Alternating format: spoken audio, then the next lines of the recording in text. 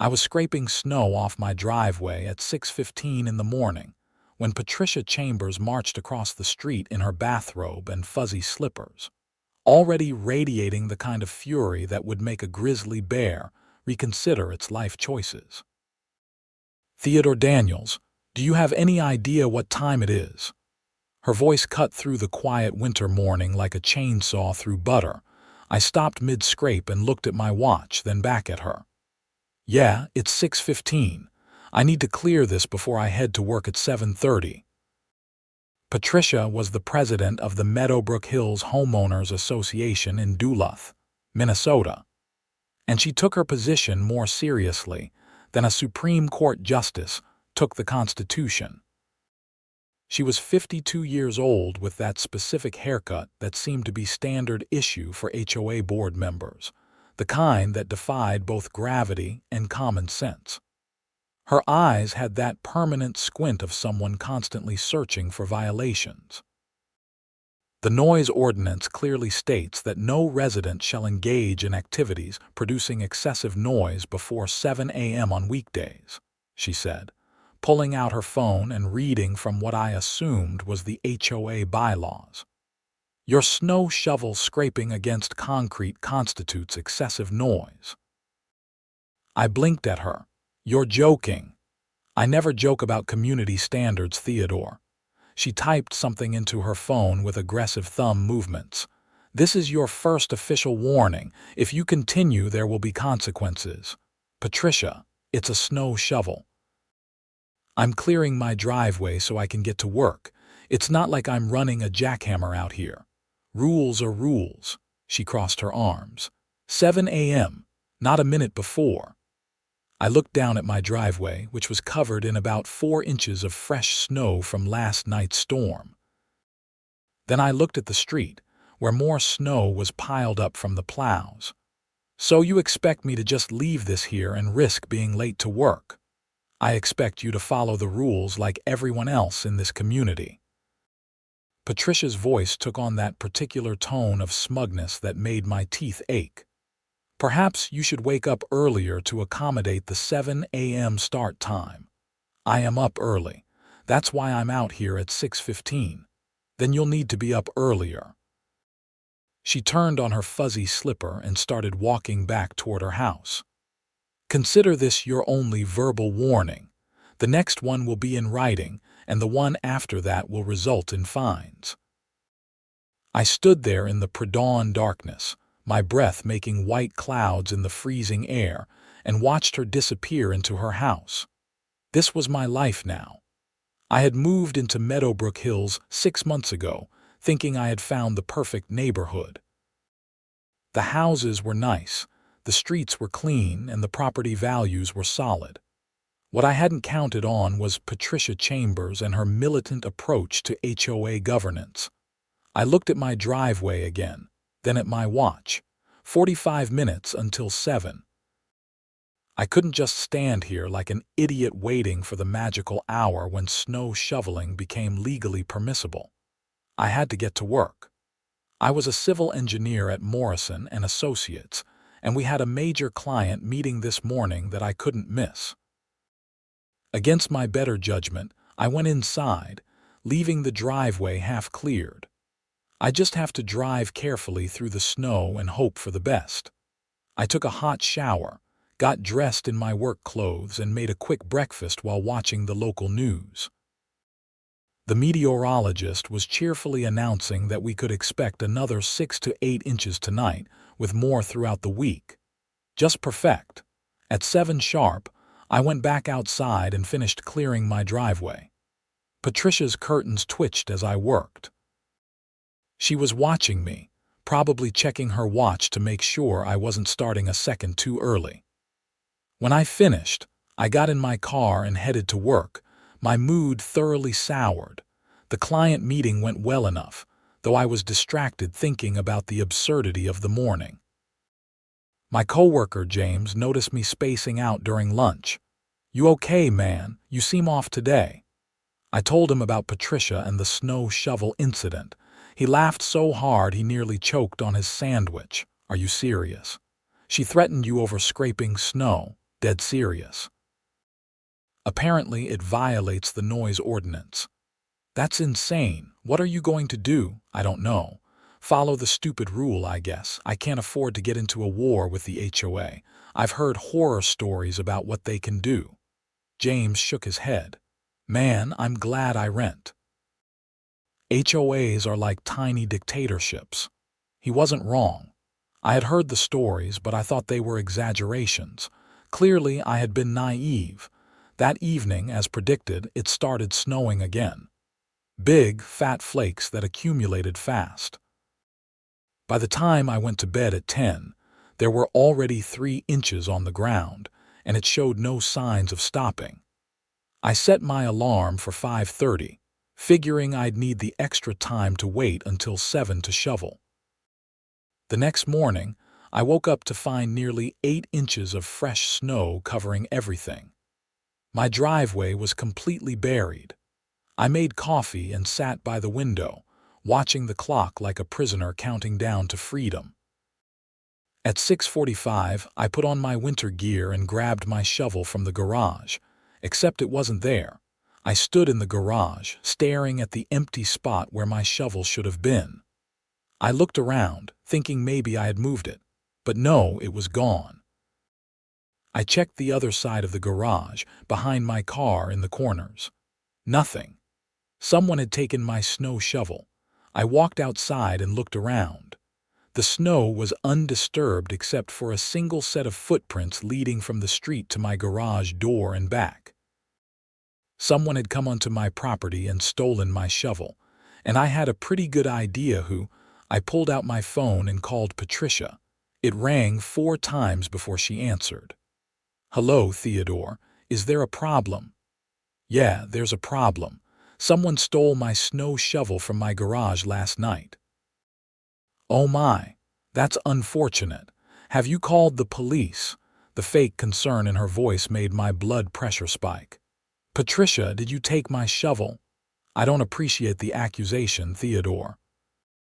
However, I should inform you that the HOA board held an emergency meeting last night, and we voted to temporarily confiscate your snow removal equipment due to your continued violation of the noise ordinance. I was speechless for a solid 5 seconds. You broke into my garage and stole my property. We didn't break in. Your garage door was unlocked, and we didn't steal anything. The shovel has been confiscated, not stolen. There's a difference. You'll receive it back once you demonstrate a commitment to following community guidelines. That's literally theft, Patricia. You can't just take my stuff. According to Section 12.4 of the HOA bylaws, the board has the authority to take reasonable measures to enforce compliance with community standards. Your shovel will be returned to you once you sign an agreement promising to adhere to the noise ordinance. This is insane. I need that shovel to clear my driveway so I can get to work. You're welcome to purchase a new shovel, Theodore. Just remember that the same rules will apply. 7 a.m., not earlier. She paused. Have a nice day. She hung up. I stood there in my snowy driveway, phone in hand, seriously considering whether this was all just a bizarre nightmare. But no, the cold seeping through my boots confirmed this was very real. I didn't have time to deal with this now. I was already running late. I got in my car and tried to back out of the driveway, but the snow was too deep. The wheels just spun uselessly. I tried going forward and back, rocking the car, but it was no use. I was stuck. I called my boss and explained the situation, leaving out the insane HOA part. He wasn't happy, but he understood. Minnesota winters were unpredictable, and sometimes you just couldn't make it in. He said he'd cover for me in the morning meetings and I could work from home today. I went back inside and set up my laptop at the kitchen table. While my computer booted up, I called a taxi service to see if they could take me to the hardware store later to buy a new shovel. They said they could pick me up around noon. I spent the morning working from home, answering emails and reviewing project documents. but my mind kept drifting back to Patricia and her power trip. The more I thought about it, the angrier I got. She had come onto my property and taken my stuff. That was theft, no matter what she called it. And her claiming my garage was unlocked. I always kept it locked. She must have opened it somehow. At noon, the taxi arrived. The driver, a friendly guy named Marcus, helped me navigate the snowy streets to the hardware store. I bought a new shovel, some ice melt, and a security camera for my garage. If Patricia wanted to play games, I'd make sure I had evidence next time. When I got home, I installed the camera, then spent the next 2 hours clearing my driveway. It was exhausting work, made worse by my simmering anger. Several neighbors walked by and a few waved. One of them, an older man named George who lived 3 houses down, stopped to chat. "Heard Patricia gave you trouble about shoveling too early," he said, leaning on his own shovel. "News travels fast. It's a small neighborhood." For what it's worth, I think she's being ridiculous. I've been shoveling at 6 a.m. for 20 years and nobody ever complained before she became president. "Did she take your shovel too?" George's eyes widened. "She took your shovel? Are you kidding me?" I told him the whole story. His face went from surprise to angry to something like resigned acceptance. "That sounds like Patricia. She's gotten worse over the past year. Last month, she fined the Hendersons for having their Christmas lights up past January 5th. The month before that, she cited Mrs. Chen for having a garden gnome that was aesthetically inconsistent with community standards. We've all just learned to keep our heads down and do what she says. It's easier than fighting." "That's crazy. Someone should stand up to her." George gave me a sad smile. "Good luck with that." She's got the full backing of the board. Her sister-in-law is the treasurer, and her husband's golf buddy is the secretary. They vote as a block. The rest of us don't have a chance. He wished me luck and continued on his way. I finished my driveway and went back inside, my muscles aching. I checked the camera I'd installed. It was working perfectly with a clear view of the entire garage. The rest of the week was relatively quiet. I made sure to only shovel after 7 a.m., no matter how inconvenient it was. On Friday, another storm hit, this one even bigger than the previous ones. By Saturday morning, we had over a foot of new snow, and the temperature had dropped to -5 degrees. I waited until 7 to start shoveling, and it took me nearly 3 hours to clear everything. My back was killing me by the time I finished. I was in my garage putting away my shovel when my phone rang. It was an unknown number. "Hello, Theodore. This is Patricia Chambers." Her voice sounded strained, almost panicked. "What do you want, Patricia?" "I need your help. It's an emergency." I almost laughed. "An emergency?" "Like someone violating the noise ordinance, please, Theodore." I fell on my front steps. They're covered in ice and I can't get up. I tried calling other neighbors, but no one's answering. I think I might have broken something. My anger evaporated, replaced by concern. Whatever my issues with Patricia, I wasn't going to leave someone injured and alone in sub-zero temperatures. "Have you called 911? "Yes, they're on their way, but I'm so cold. The steps are dangerous. I'm afraid the paramedics will slip too." "I'll be right there." I grabbed my shovel and the bag of ice melt and jogged across the street to Patricia's house. She was lying at the bottom of her front steps, which were covered in a thick layer of ice under fresh snow. She looked pale and was shivering violently. Her left leg was bent at an odd angle. "Okay, Patricia, just hang on. Help is coming." I carefully cleared the steps, working as fast as I could while trying not to slip myself. Then I spread ice melt on every surface. The whole process took maybe 10 minutes, but it felt like an eternity with Patricia lying there moaning in pain. I took off my coat and carefully draped it over her. "The ambulance should be here soon." "Thank you," she whispered. I'm so cold. Why didn't you clear your steps earlier? I was going to do it this morning, but I couldn't find my shovel. I thought someone might have borrowed it. I went out to check and I just slipped. Where's your husband? Business trip. He won't be back until Tuesday. The ambulance arrived 5 minutes later and the paramedics were grateful for the cleared steps. They loaded Patricia onto a stretcher and took her to the hospital. One of them told me she likely had a broken femur and possibly a hip fracture.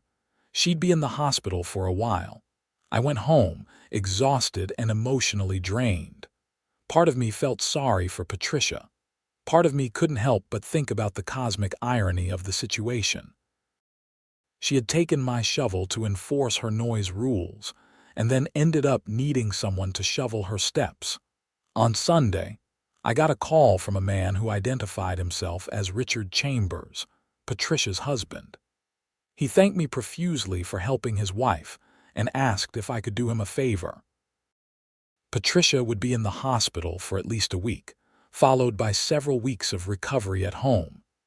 He was flying back early, but in the meantime, could I keep an eye on their house and maybe clear their driveway and walkways when it snowed?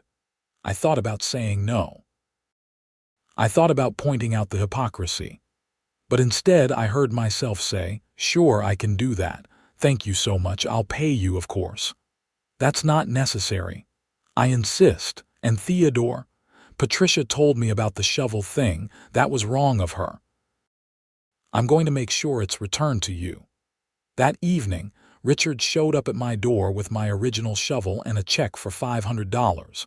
He looked tired and stressed, his tie loosened and his eyes red. "I can't thank you enough for helping Patricia. The doctors said if she'd been out there much longer, hypothermia would have set in." He handed me the shovel and the check. "Please take this, and I'm sorry about all the trouble she's caused you. It's okay, I hope she recovers quickly." Richard hesitated. "Can I be honest with you? Patricia has been under a lot of stress lately. Her mother passed away 6 months ago, and she's been throwing herself into the HOA stuff as a distraction. It doesn't excuse her behavior, but I think she's been looking for control wherever she can find it. This whole thing might be a wake-up call for her." I didn't know what to say to that, so I just nodded. Richard left, and I stood there holding my original shovel in one hand and a check for $500 in the other, feeling like I'd somehow wandered into a parallel universe. Over the next week, I shoveled Patricia's driveway and steps along with my own. It was extra work, but it felt like the right thing to do. Several other neighbors noticed and started helping too. George came over with his snowblower and did both our driveways in half the time. Mrs.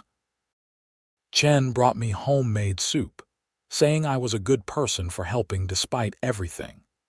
The HOA sent out an email announcing that, due to Patricia's injury, the vice president, Tom Morrison, would be handling HOA business temporarily.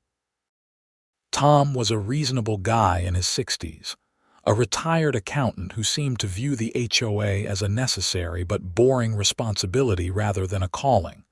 On Wednesday, Tom called me and asked if we could meet. He came over that evening with a folder full of documents. "Theodore, I want to apologize on behalf of the board for how you've been treated. I've been reviewing Patricia's recent actions, and several of them were out of line. The noise ordinance she cited is real, but it was intended for things like construction work and loud parties, not snow shoveling. And confiscating your property was absolutely not authorized by the board. In fact, it may have been illegal." May have been. Okay, it was definitely illegal. We're just trying to figure out how to handle this delicately given her current situation. Tom pulled out some papers. "I want to offer you a formal written apology and reimbursement for any expenses you incurred. Also, we're going to be reviewing all of our bylaws and enforcement procedures to prevent this kind of overreach in the future." "I appreciate that, Tom." But honestly, I just want to live in peace and not worry about being harassed for doing basic home maintenance. You have my word. And Theodore, what you did for Patricia, helping her after everything she put you through, that says a lot about your character. After Tom left, I felt like maybe, just maybe, things would get better. I was wrong. 3 days later, I got a certified letter from a law firm. Patricia was suing me for negligence. She claimed that I had failed to adequately clear her steps, and that's why she fell. She was seeking damages for medical expenses, pain and suffering, and emotional distress. The total amount, $250,000. I sat at my kitchen table reading the lawsuit papers over and over, trying to make sense of it. She had called me for help. I had dropped everything to assist her. I had even continued to care for her property while she recovered. And now she was suing me. I called Tom Morrison immediately. "Tom, did you know Patricia is suing me?" There was a long silence. "What?" I read him the relevant parts of the lawsuit. He sounded genuinely shocked. "Theodore, I had no idea. I don't even know what to say. Let me make some calls." I hung up and immediately called a lawyer. I found one named Jennifer Martinez who specialized in personal injury defense. We met the next day at her office in downtown Duluth. Jennifer was in her early 40s, sharp-eyed and no nonsense. She read through the lawsuit while I explained the whole saga, starting with the noise complaint and ending with the certified letter. "This is one of the most ridiculous cases I've seen in a while," she said. "And I've seen some doozies. First of all, you had no legal duty to clear her steps. You did so voluntarily, as a Good Samaritan. Minnesota has Good Samaritan laws that protect people who provide emergency assistance. Second, she called you for help after she fell, which means the ice was already there when you arrived. You couldn't have caused her fall. So I should be okay, you should be fine, but we'll need to fight this properly. You have any evidence? Text messages, recordings, anything?" I remembered the security camera. "I have a camera in my garage. It might have picked up audio of her phone call when she asked me to come help." We reviewed the footage together. The camera's audio wasn't great, but it clearly captured me on the phone saying things like, "You fell on your steps," and "I'll be right there." It also showed the timestamp of when I left with my shovel, which matched the timeline I described. "This is good," Jennifer said. "Really good. We can establish that you responded to an emergency, not that you had any prior responsibility for her property maintenance." "What about the fact that I took money from her husband to help with the driveway?" "That was after the incident, correct? And did you have any agreement to maintain her steps before she fell?" "No, none at all." "Then we're solid. I'll file our response. My guess is once she realizes how weak her case is, she'll drop it. But be prepared for this to get uglier before it gets better." Jennifer was right. Over the next few weeks, things escalated. Patricia's lawyer started sending discovery requests, demanding all sorts of documentation. They wanted my phone records, my work schedule, my financial information. Jennifer fought most of it, but it was still stressful and time-consuming. The neighborhood started taking sides. Some people thought I was being unfairly persecuted and went out of their way to support me. Others, particularly Patricia's friends on the HOA board, started giving me the cold shoulder. I got a citation for having my garbage cans visible from the street for more than 12 hours after collection. Then another one for having a small oil stain on my driveway. Then another for failing to trim a bush that was allegedly encroaching on the sidewalk by 2 inches. It was death by 1,000 paper cuts, and it was clearly coordinated harassment. Every citation came with a fine, and every fine came with a deadline and a threat of escalating penalties. I documented everything and sent it all to Jennifer. She was building a case for harassment and possibly a countersuit. Tom Morrison tried to help, but he was outnumbered on the board. Patricia was still president, even from her hospital bed and subsequent home recovery, and she was directing her allies to make my life miserable. In late February, I got home from work to find a notice taped to my door. The HOA was placing a lien on my property for unpaid fines totaling $3,000. I hadn't paid the fines because Jennifer had advised me not to, saying we were building a case for their illegitimacy. But now, they were threatening to foreclose on my house if I didn't pay within 30 days. That night, I barely slept.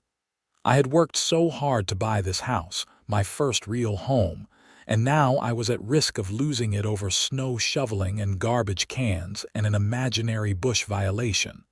The next morning, Jennifer called with news.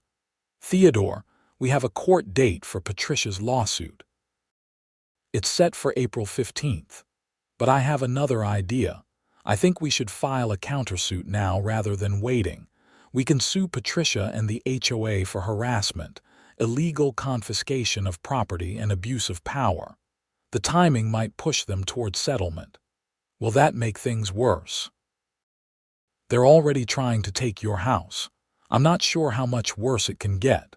But I think once they realize you're serious about fighting back, and once they understand how bad this looks for them, they'll back down. HOAs hate publicity, especially negative publicity. It makes it harder to attract new residents and maintain property values. Okay, let's do it." Jennifer filed the countersuit the next day. We sued Patricia personally for the illegal confiscation of my shovel and the frivolous lawsuit. We sued the HOA board for harassment and selective enforcement of rules. We asked for damages, attorney fees, and an injunction preventing them from further harassment. The reaction was immediate. I got angry calls from 2 board members, both of whom I let go to voicemail. Tom Morrison came over in person, looking stressed. "Theodore, I want you to know I'm on your side in this. I've been trying to rein in Patricia and her allies, but they won't listen. Your lawsuit might actually help. Some of the other board members are getting nervous about potential liability." Good. They should be nervous. There's going to be an emergency board meeting next week.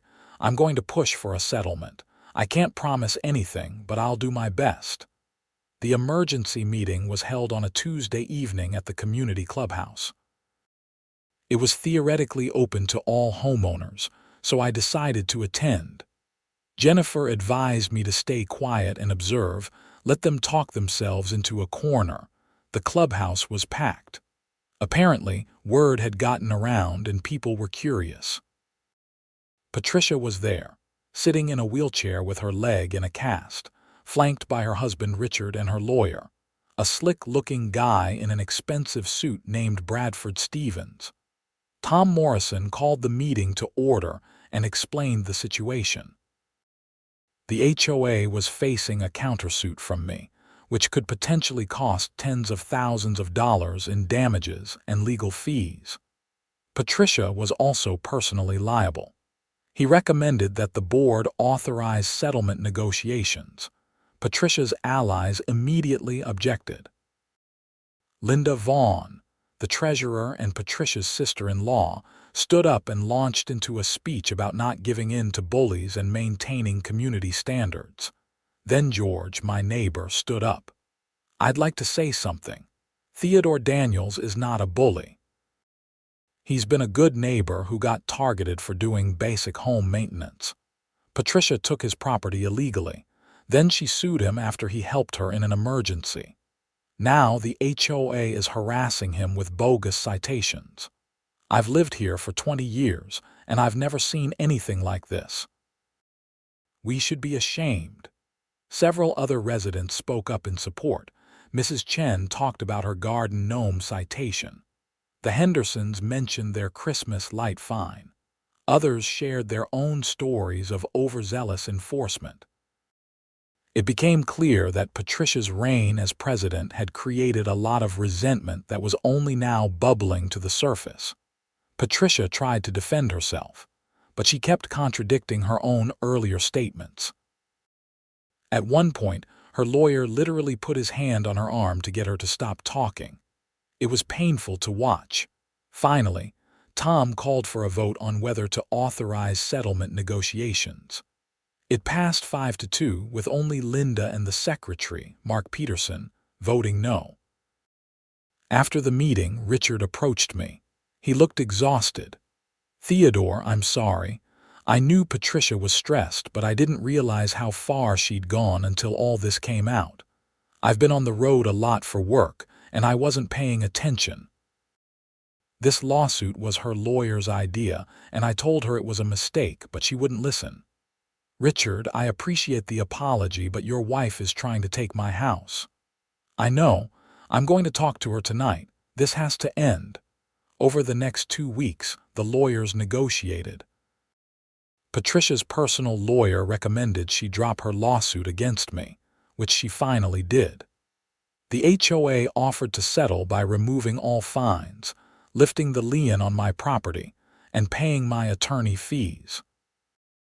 Jennifer pushed for more, arguing that the harassment had caused me significant distress and damaged my reputation.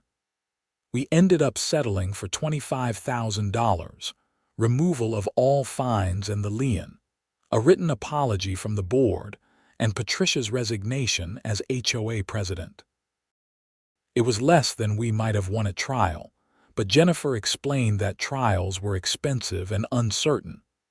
This gave me a guaranteed outcome and the money to cover all my costs plus some compensation for the stress. I signed the settlement agreement in mid-March. A week later, the HOA held elections for a new president. Tom Morrison won easily. One of his first acts was to revise the noise ordinance to explicitly exempt normal home maintenance activities like snow shoveling, lawn mowing, and leaf blowing. I thought that was the end of it. I was wrong again. In early April, I was at work when Jennifer called. "Theodore, we have a problem. Do you remember how Patricia claimed her garage door opener broke, and that's why she hadn't cleared her steps?" Vaguely. "Why?" "My investigator has been looking into her insurance claim. She filed for disability benefits, claiming her injuries were entirely caused by your negligence. But we found receipts showing she purchased a new garage door opener 2 days before she fell. She also had text messages with a friend where she talked about teaching you a lesson." "Are you saying she fell on purpose?" "I'm saying she let the ice build up on purpose, yes. And then when she fell accidentally, she saw an opportunity to blame you, but it gets worse. Remember how your original shovel disappeared? Patricia took it. We know that." "Right, but she claimed the HOA board authorized it. I've been reviewing the board meeting minutes. There was no emergency meeting the night before your shovel was taken. No vote, no authorization. Patricia acted alone and then lied about it. So what does this mean?" "It means Patricia may have committed insurance fraud and possibly theft. The insurance fraud is the bigger issue. She filed a false claim seeking disability benefits based on fabricated evidence. That's a crime. A felony, actually. I felt sick. What do we do?" "I have to report this to the insurance company. They'll investigate, and if they find evidence of fraud, they'll likely involve law enforcement. I wanted to give you a heads up."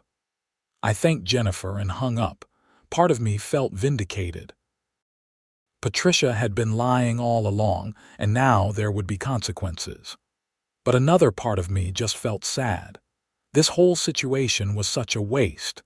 The insurance company investigation moved quickly.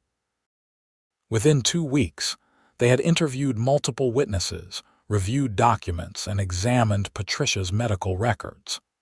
They concluded that she had indeed committed insurance fraud and referred the case to the Duluth Police Department. In late April, 2 detectives came to my house to interview me. I told them everything I knew and provided copies of all the evidence Jennifer had gathered. They were professional and thorough, taking notes and asking clarifying questions. "Mr. Daniels, we appreciate your cooperation," Detective Sarah Winters said. "Based on what we've found, we believe Mrs. Chambers filed a fraudulent insurance claim. We're also looking at the theft of your snow shovel. Even though it was returned, the initial taking without permission constitutes theft. What happens now? We'll present our findings to the county attorney's office. They'll decide whether to file charges. Given the evidence, I expect they will." In mid-May, Patricia was arrested and charged with insurance fraud and petty theft. The fraud charge was a felony carrying up to 5 years in prison and a $10,000 fine. The theft charge was a misdemeanor but still serious. The news spread through the neighborhood like wildfire. Some people were shocked. Others said they weren't surprised. I felt conflicted. I hadn't wanted Patricia arrested. I just wanted to be left alone to live my life. Richard called me the day after the arrest. He sounded broken. "Theodore, I don't know what to say. Patricia's bail is set and I'm going to pay it, but our marriage might not survive this. I've been doing a lot of thinking about how things got to this point, and I enabled her behavior by not speaking up sooner. I'm sorry for everything. Richard, you don't have to apologize to me. You were always decent." Patricia's lawyer says she should take a plea deal. The county attorney offered 2 years probation, restitution to the insurance company, and community service if she pleads guilty to the fraud charge, and they'll drop the theft charge. She doesn't want to take it. She still thinks she can fight this. That's her choice. I know. But I wanted you to know that I'm done supporting her decisions. If she wants to fight this, she's on her own. I'm filing for divorce. I didn't know what to say to that. The line went quiet for a moment. "Take care of yourself, Richard. You too, Theodore." The case moved through the court system over the summer. Patricia rejected the plea deal and insisted on going to trial. Her lawyer tried to argue that she had genuinely believed I was negligent and that her insurance claim was based on that honest belief. But the text messages and other evidence were damning. The trial lasted 3 days. I had to testify, which was nerve-wracking, but Jennifer prepared me well. I just told the truth about what happened, step by step. The prosecutor presented the evidence methodically. The text messages about teaching me a lesson, the receipts for the garage door opener, the lack of board authorization for taking my shovel, the inconsistencies in Patricia's statements. Patricia took the stand in her own defense, which her lawyer later admitted was a mistake. She came across as defensive and entitled, unable to accept responsibility for anything. She blamed me, blamed the ice, blamed her husband for being away, blamed everyone but herself. The jury deliberated for less than 4 hours. They found her guilty of insurance fraud. The judge set sentencing for 6 weeks later. At the sentencing hearing, the prosecutor argued for jail time, pointing to Patricia's lack of remorse and her attempts to blame others. Patricia's lawyer argued for probation, citing her age, her lack of prior criminal record, and her health issues from the fall. The judge, a stern woman in her 60s named Margaret Foster, listened to both sides and then delivered her ruling. "Mrs. Chambers, you held a position of trust in your community as HOA president. You abused that trust repeatedly. You illegally took your neighbor's property. You harassed him with spurious citations. And when he helped you in a moment of crisis, you responded by filing a fraudulent lawsuit and insurance claim. Your behavior shows a pattern of entitlement and disregard for both the law and basic human decency. I'm sentencing you to 1 year in county jail, followed by 2 years of probation. You will also pay full restitution to the insurance company, which I calculate to be $15,000, and you will complete 200 hours of community service after your release." Patricia's face went pale. Her lawyer immediately filed notice of appeal, but the judge remanded her into custody immediately. Patricia was led out of the courtroom in handcuffs. I left the courthouse feeling no sense of victory. The whole thing was just sad. A woman who could have been a positive force in the community had instead chosen to be a petty tyrant, and it had destroyed her life. Richard approached me in the parking lot. The divorce had been finalized the previous month. "Theodore, I know this is awkward, but I wanted to say thank you." "For what?" "For standing up to her. If you hadn't fought back, she would have kept going, kept abusing her power, kept hurting people. Maybe this will force her to get help and figure out what went wrong in her life. Maybe not. But at least she can't hurt anyone else for a while." We shook hands and went our separate ways. I drove home through the sunny summer streets of Duluth, thinking about everything that had happened. It had been nearly 8 months since that first morning when Patricia confronted me about snow shoveling. 8 months that had turned my life upside down. But things were getting better. Tom Morrison was doing a good job as HOA president, focusing on actual community needs rather than petty enforcement. The neighborhood was more united than before, bonded by shared frustration with the previous regime. And I had made real friends, people like George and Mrs. Chen who had stood up for me when it mattered. I pulled into my driveway, which I had just finished sealing to cover that oil stain that may or may not have existed. My house looked good. The lawn was green and neatly trimmed. The shutters were straight. Everything was in order, not because I was afraid of HOA violations, but because I took pride in my home. That evening, I sat on my back deck with a beer, watching the sun set over the lake in the distance. My phone buzzed with a text from Jennifer. "Heard about the sentencing. How are you feeling?" I thought about it for a minute before responding. "Relieved, tired, ready to move on. You earned it. Enjoy your evening." I did. I sat there until the stars came out, feeling the warm summer breeze, listening to the sounds of my neighborhood. Kids playing in yards, dogs barking, someone grilling somewhere nearby. Normal sounds of normal life. The next morning I woke up early. Old habits die hard. But this time, I didn't have to shovel snow or worry about noise ordinances or wonder if someone was going to cite me for some imaginary violation. I made coffee, read the news, and got ready for work at a leisurely pace. As I was leaving, I saw George out watering his lawn. We waved to each other. Mrs. Chen was walking her dog and stopped to chat. "How are you doing, Theodore? I heard about yesterday." "I'm okay. Just glad it's over. We all are. You know, the whole neighborhood is grateful to you for what you did.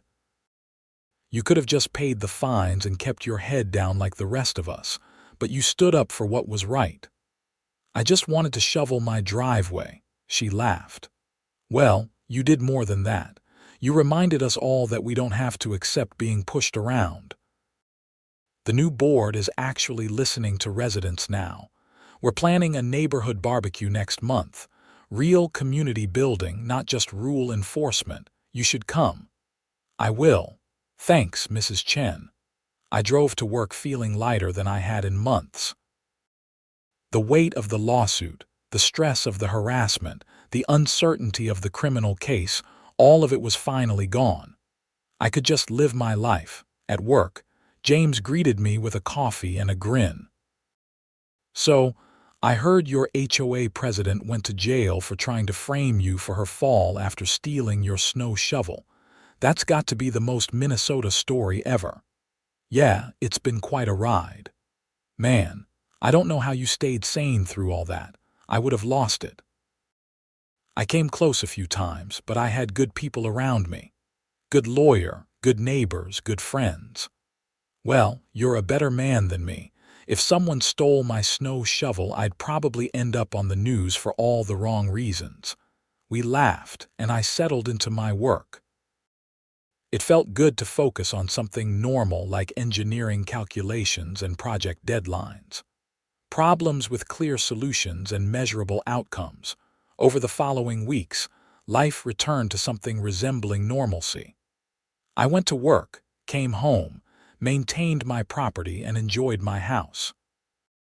The HOA sent out a newsletter announcing several policy changes based on resident feedback. The noise ordinance had been revised. The fine structure had been overhauled to make it more reasonable. And there was a new complaint process that required board approval before citations could be issued, preventing any single person from wielding unchecked power. In August, the neighborhood barbecue happened. Nearly everyone came.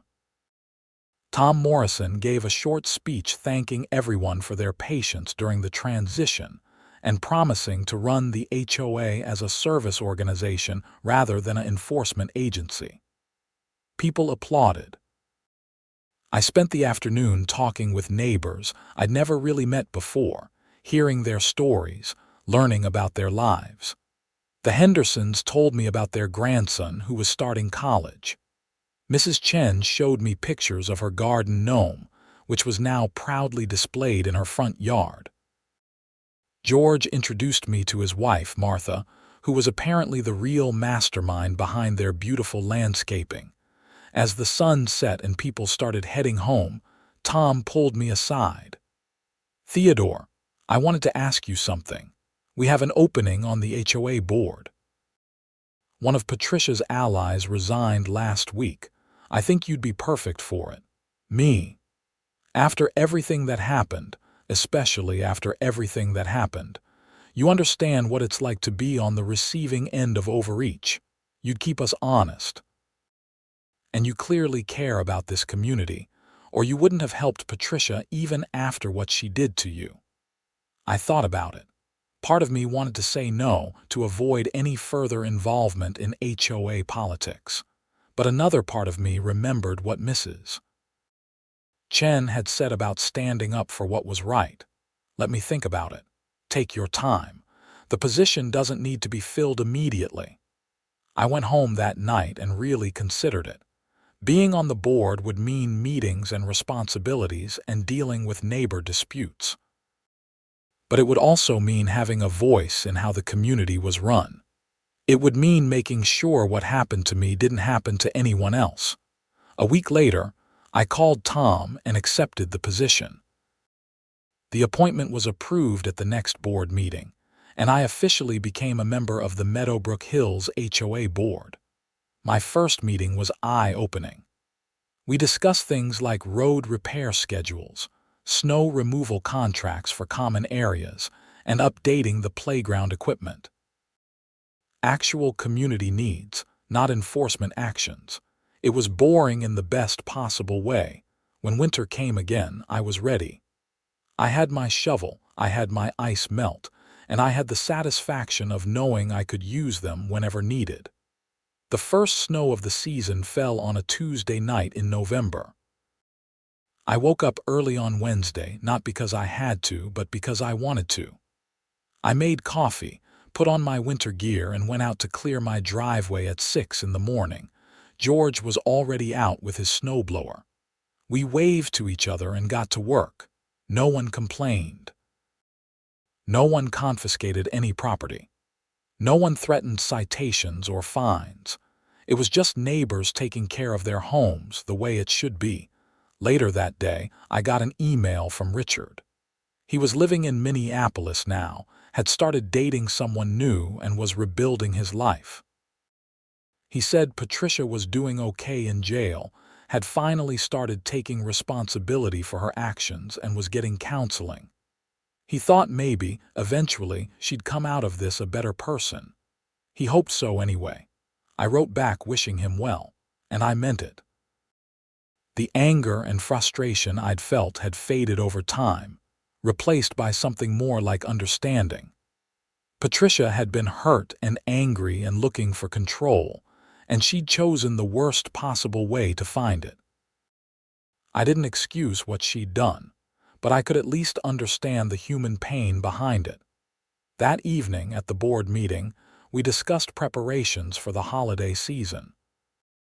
We approved a budget for decorative lights in the common areas, reviewed the schedule for caroling at the clubhouse, and talked about organizing a toy drive for local families in need. Tom suggested we invite residents to share their favorite holiday traditions at the next meeting. Linda, who had mellowed considerably since her sister-in-law's downfall, volunteered to coordinate the toy drive. As I drove home after the meeting, I thought about how much had changed in just 1 year. Last winter, I'd been a new homeowner dealing with an insane HOA president who stole my snow shovel.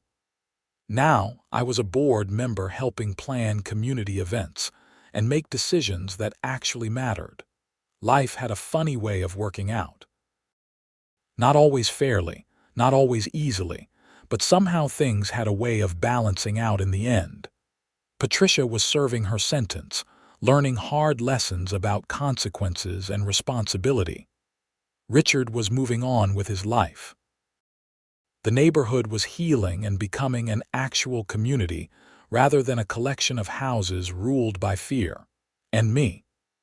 I was finally home, not just in the physical sense of owning a house, but in the deeper sense of being part of something, belonging somewhere, having neighbors who were friends. It had taken a bizarre journey involving snow shovels and noise ordinances and felony charges to get here, but I'd made it. As I pulled into my driveway, I saw Mrs. Chen standing at the end of her walkway, looking at something. I got out of my car and walked over. "Everything okay?" She pointed to her garden gnome, which someone had dressed in a tiny scarf and hat. "I have no idea who did this, but it's adorable," I laughed. "Probably one of the kids in the neighborhood. It does look good, though. You know, a year ago, Patricia would have cited me for this. Said it was aesthetic pollution or some nonsense. Now I can enjoy it without worrying. That's because of you, Theodore. It's because we all stood up together. Maybe, but you went first. That matters." I went inside, made dinner, and settled in for the evening. My house was warm and comfortable. My driveway was clear. My snow shovel was in my garage where it belonged. Tomorrow I'd go to work, come home, and live my life without fear of arbitrary rules or vindictive enforcement. It had been a long, strange journey from that first morning when Patricia confronted me about noise violations. There had been theft, harassment, lawsuits, investigations, arrests, and a trial. Lives had been upended and relationships destroyed. All because of a snow shovel and a woman who thought power meant control rather than service. But in the end, justice had been served, not just in the legal sense, but in the broader sense of things being made right. The community was better. The HOA was functioning properly. And I had learned something valuable about standing up for yourself, even when it's difficult, even when the cost seems too high. I thought about the upcoming winter, about the snow that would inevitably fall, about the early mornings when I'd need to clear my driveway before work. And I smiled. Because now, when I grabbed my shovel and headed outside, I'd do so knowing I was free to maintain my home without fear. That was worth everything I'd gone through. The snow shovel incident, as I'd come to think of it, was over. But the lessons remained. Stand up for what's right. Help others even when they don't deserve it. Community matters more than rules. And sometimes, the most absurd conflicts lead to the most important changes. As I got ready for bed that night, I looked out my window at the quiet street, the houses with their porch lights glowing, the street lamps casting warm circles of light on the pavement. This was home. This was my neighborhood, and I'd fought to keep it that way. Tomorrow would bring new challenges, new meetings, new responsibilities as a board member. But tonight, I was just Theodore Daniels, homeowner in Meadowbrook Hills, Duluth, Minnesota. I had my house, my shovel, and my peace of mind, and that was more than enough.